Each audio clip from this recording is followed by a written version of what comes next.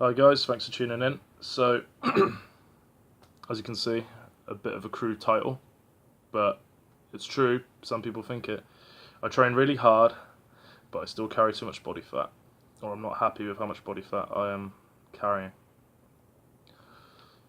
The answer, really, you already know deep down. Your diet isn't right and your training isn't right. It's simple as that. Or it's not right for what results you want. Now, carb cycling is a thing. The people who deny it and say it's not, this, that, the other, take a long look at them. Aesthetically, do they really know what they're talking about? Because there's a lot of arrogant people out there. I do not for a second want to think that I'm becoming one of them. I really do not, because all I do is listen to ideas of other people. I go out there and I experiment myself, and I just tell you guys what's worked for me. And I'm not saying it will work for you, but I think if you're not willing to experiment, then you'll always fail to some extent. You should never ever be afraid to fail with whatever you're doing, not just training.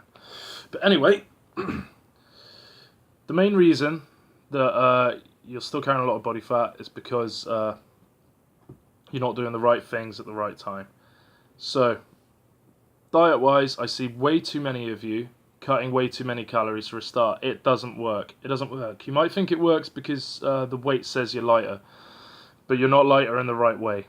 There is an optimal amount of calories to cut when you're trying to drop the body fat, and generally it's about 10% of your maintenance calories. So, if you eat 3,000 calories a day, that means you drop 300. So you go down to 2,700 a day. If you have 2,000, you drop 200. So you're left with 1,800 a day.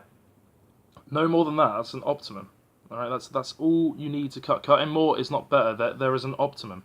When you cut a severe amount more, your body's built for survival. It'll panic and it'll go into not quite into starvation mode. People exaggerate, but it will start to hold more. If you're doing a temporary cut, like a drop, then yeah, eating less than that is okay because it's temporary, right?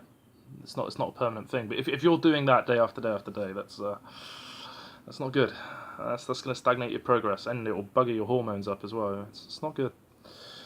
Right, look, there has to be a form of high intensity when you're trying to cut down your body fat.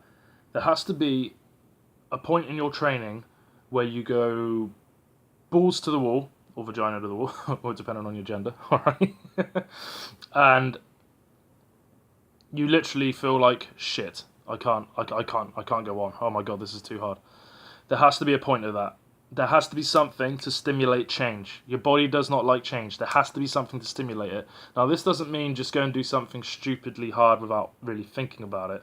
You have to understand a little bit of the science. Not much, but you have to understand a bit of the science. Now, here's something to think about. Now, I'm not saying you should do this, alright? But here's something to think about. Imagine yourself as your body. So, not as you, but as your body. And your responsibility is to make adaptations around what the person who's controlling you does. So,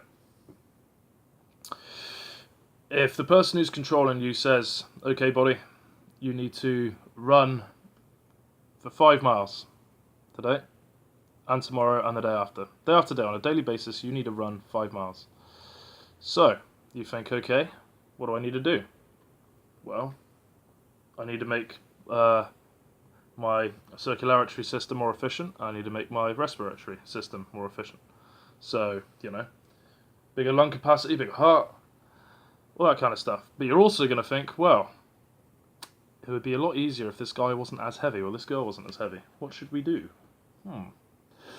Okay, well, we don't need as much muscle mass, do we?